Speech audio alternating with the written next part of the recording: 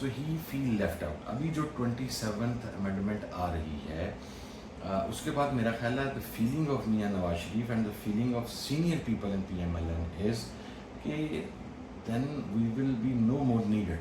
ہماری ضرورت باقی نہیں بچے گی. تو 27ویں ترمیم میں سب کیا آ رہا ہے جو ان کو یہ محسوس ہونے لگا؟ کچھ نہ کچھ تو ایسا ہے سر جو میرے پاس ہے. اس کے اندر کانسٹیٹیوشن کورٹ بھی ہے, ٹھیک ہے, اور پھر آپ کو پتہ ہے حکومت کے ہاتھ پلے کتنے کے اختیارات ہیں کہ وہ کسے کانسٹیٹیوشن کورٹ میں لانا ہے, وہ تو حکومت نہیں کر سکتی. بہت سارے پالیسی میٹرز جو ہیں, اسی طریقے سے فاٹا کے مجر کا ایشو ہے, اسی طریقے سے اس وقت ایک اطلاع یہ ہے کہ پریزیڈنسی بھی خطرے کے اندر ہے.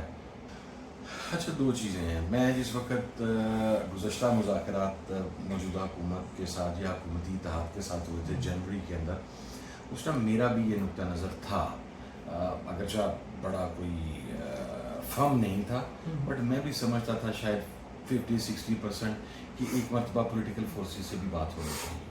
جب خان صاحب نے وہ کمیٹی بنائی, میں وہاں پر تھا, مجھے اسپوکس پرسن بنایا. خان صاحب نے کمیٹی بنا کے مذاکرات کے TORs طے کر کے ہمیں ساتھ یہ بات بھی کہنی تھی کہ آپ گورنمنٹ کو چانس دے دیں, پولیٹیکل لوگوں کو چانس دے دیں, but in another 15-20-25 days everyone will come back to me and will tell me, مجھے بتائے گا کہ ان کے پلے کوئی چیز نہیں ہے. اچھا, اس کے بعد جب وہ مذاکرات آگے بڑھے, آپ کے علم میں 3 سیشن ہوئے ان کے, 2 سیشن بڑے حوصلہ افزا تھے. تیسرے سیشن کے بعد عرفان صدیقی صاحب نے اور رانا ثناء اللہ صاحب نے ایک بڑی فائری پریس کانفرنس کی. پھر اس کو مجھے رسپونڈ کرنا تھا اور انہی کی زبان میں کرنا تھا, وہ میں نے کیا. لیکن اس پورے مذاکراتی عمل کے دوران جو مین چیز جس کے اوپر پرنسپلی ایگری ہوا تھا کہ خان صاحب تک ہماری آزادانہ رسائی for long period of time دی جائے گی. ہر میٹنگ کے اندر اور میٹنگ کے گیپ میں حکومت کی طرف سے یہی بات کہی جاتی رہی کہ ہم تو پوری کوشش کر رہے ہیں لیکن ملانا اب ہمارے پاس میں نہیں ہے, ہم نہیں ملا پا رہے. تو اس کے بعد میں یعنی میرا اگر کو تھوڑا تھا بھی تو میرا خیال ہے کہ میں بڑا آنےسٹ بندہ, میرا نہیں قرباش نہیں, میں بڑا, اب دیکھیں میں اپنی غلطی, اپنی کوتاہی, اپنی کوئی چیز جو غلط ہوئی ہو میں اسے مانتا ہوں کہ اگر میرا کوئی نرم نقطہ نظر بھی تھا تھوڑا, اس پہ میں غلط تھا. عمران خان صحیح تھا, عمران خان کا ویژن ہم سے زیادہ صحیح ثابت ہوا. میں اوپن نہیں آپ کی حکومت پروگرام ایڈمنٹ کر رہا ہوں. غلطی یا اپنی کوتاہی کو ماننے سے انسان بڑا ہوتا ہے, اس میں اصلاح کی گنجائش رہتی ہے. بالکل, اور میں آج بالکل عمران خان صاحب کے موقف کے ساتھ متفق ہوں کہ ان لوگوں کے ہاتھ پلے کوئی شک نہیں. دے آر ان نو پوزیشن کہ وہ ہمارے ساتھ کوئی کمٹمنٹ کر سکیں, ہمیں کو دے سکیں. اچھا, اگلی بات آ گئی کہ موجودہ کوئی سیشن چل رہا ہے سر؟ نہیں, موجودہ وہ جس کی مذاکرات کی آپ بات کریں وہ تو صرف چوک میں ہوئے پوری دنیا کے سامنے, سب کو پتا تھا. لیکن بہت سی چیزیں آپ کو پتا ہے کہ وہ آف دا ریکارڈ بھی چل رہی ہوتی ہیں. نہیں, اس ٹائم پہ کوئی آف دا ریکارڈ کوئی چیز نہیں چل رہی. یہ بات میں ذمہ داری کے ساتھ آپ کو, مجھے پتا ہوتا ہے.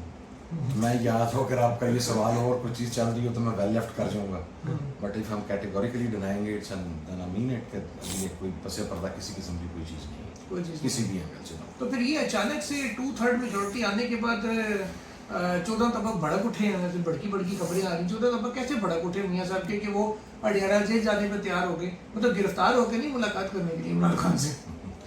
دیکھیں, میں آپ کو ایک بات عرض کروں, یہ بات کو آپ انڈرسٹینڈ کریں کہ میاں نواز شریف صاحب کے دل میں جو خیالات افواج پاکستان یا پاکستان کی اسٹیبلشمنٹ کے بارے میں ہیں, وہ لوگ جو ان کے ساتھ بیٹھتے ہیں اور میاں صاحب آف دا ریکارڈ بات کرتے ہیں, ٹل ڈیٹ آج کے دن تک وہ کوئی ڈکے چھپے نہیں ہیں. ٹھیک ہے, Mian Nawaz Sharif is not that sort of a person جو ماضی میں کی ہوئی کوئی چیز بڑی فراغ دلی کی بنیاد کے اوپر بھول جاتا ہے.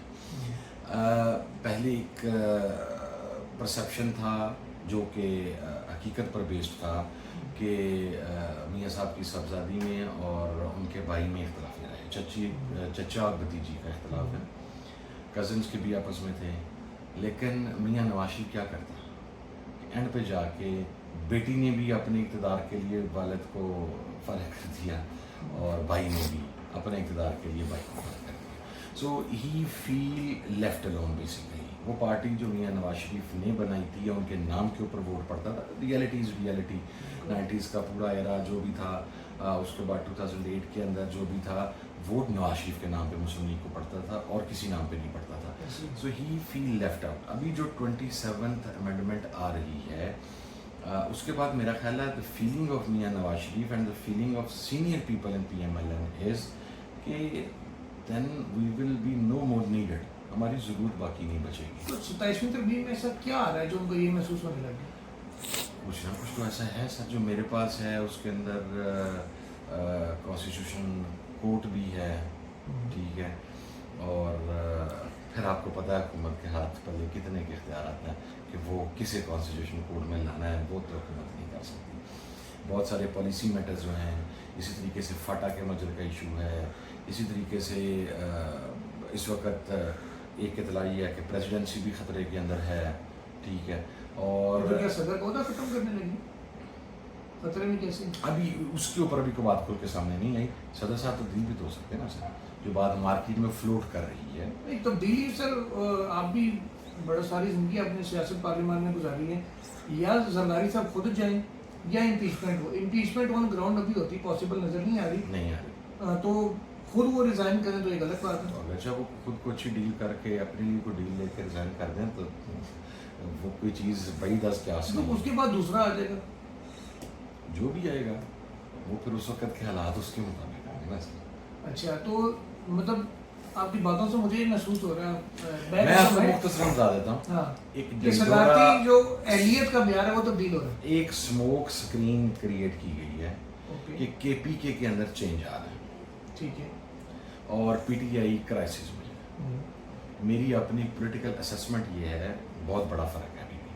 اگرچہ انہوں نے اپوزیشن نے جو جوائنٹ اپوزیشن ہے KPK میں, انہوں نے جنرل الیکشن میں 20 سیٹیں جیتی ہیں, مالک نعمت انہوں نے 32 میں, ٹھیک ہے. ابھی بھی 32-33 کا فگر جو بہت بڑا فگر ہے, ٹھیک ہے, وہ نہیں ایسے تبدیل ہوتا. اور KPK کے جو لوگ ہیں, KPK کا جو پارلیمنٹیرین ہے, وہ عمران خان سے غداری کا سوچ بھی نہیں سکتا, نہیں ٹوٹیں گے. تو یہ ایک اسموک سکرین ہے. ہمیں پریشان ہونے کی ضرورت نہیں ہے میرا خیال ہے. ہم تو 3 سال سے سارا کچھ برداشت کرتے آ رہے ہیں, یہاں تک پہنچ گئے ہیں. پریشانی میرا خیال ہے فیڈرل گورنمنٹ کے لیے, فیڈرل گورنمنٹ کے الائز کے لیے ہے. وہاں پر نئی الائنمنٹ کے بارے میں سوچا جا رہا ہے. PMLN سمجھتی ہے, آف دا ریکارڈ کہتی بھی ہے, آپ کو بھی پتہ ہے, آپ بھی پارلیمنٹ ہاؤس آتے جاتے ہیں, آپ کو بھی پتہ ہے, آف دا ریکارڈ کہتی ہے کہ ہم اپنے اتحادیوں کی بلیک میلنگ سے محفوظ ہو گئے ہیں. اور جن کی وہ بات کرتی ہے وہ آپ کو بھی پتہ ہے, مجھے بھی پتہ ہے, ٹھیک ہے.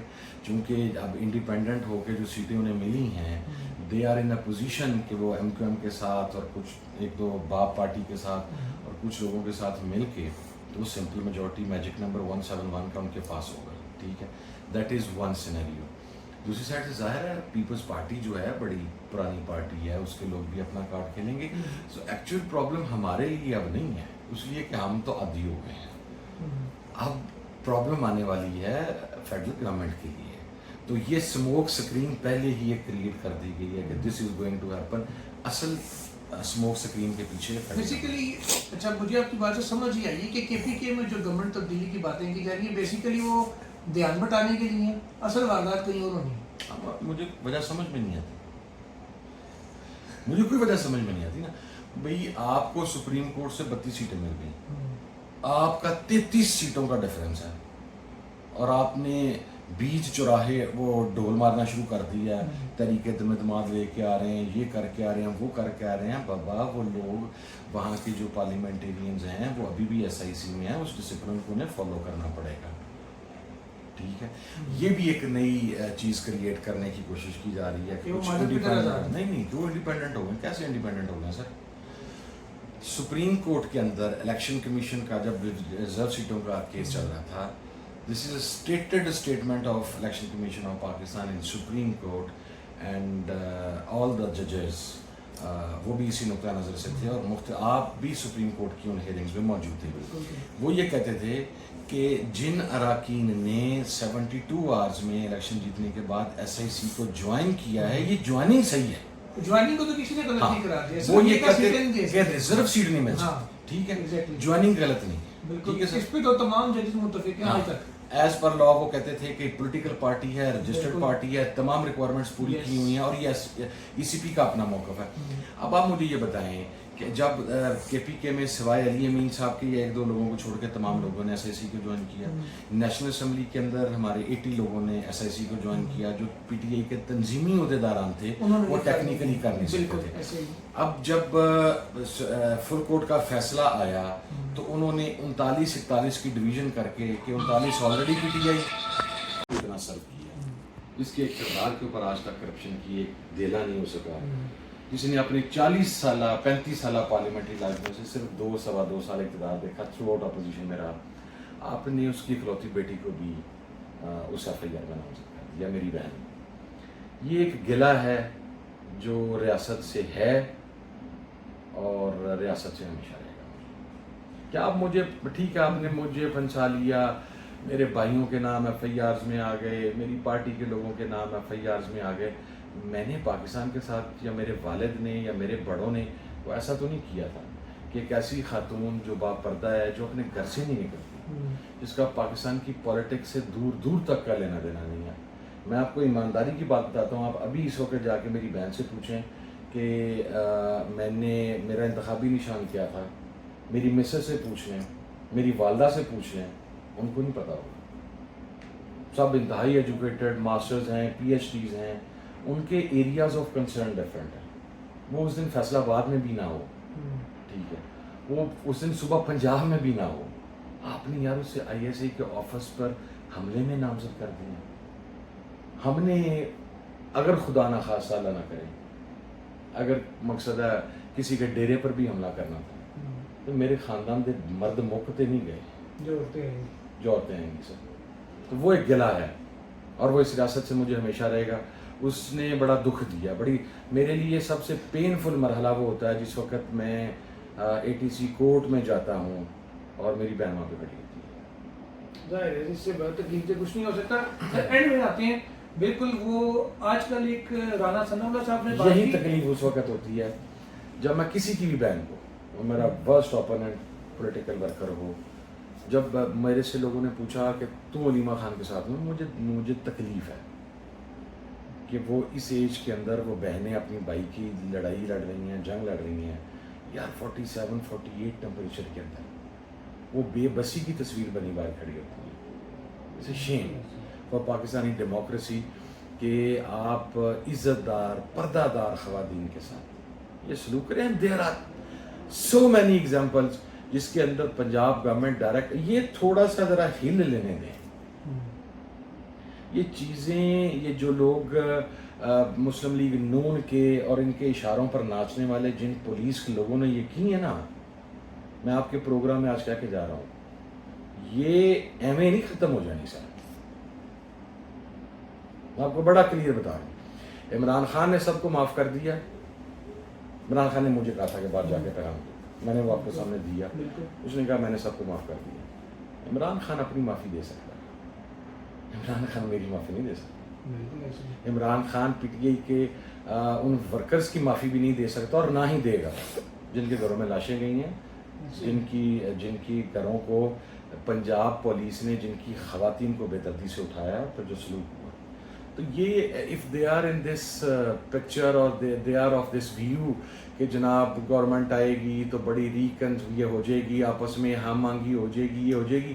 بھائی جان عزتوں پر ڈلے ہوئے ہاتھوں میں میں تو ان لوگوں میں سے نہیں ہوں جو اس ہاتھ کو واپس جانے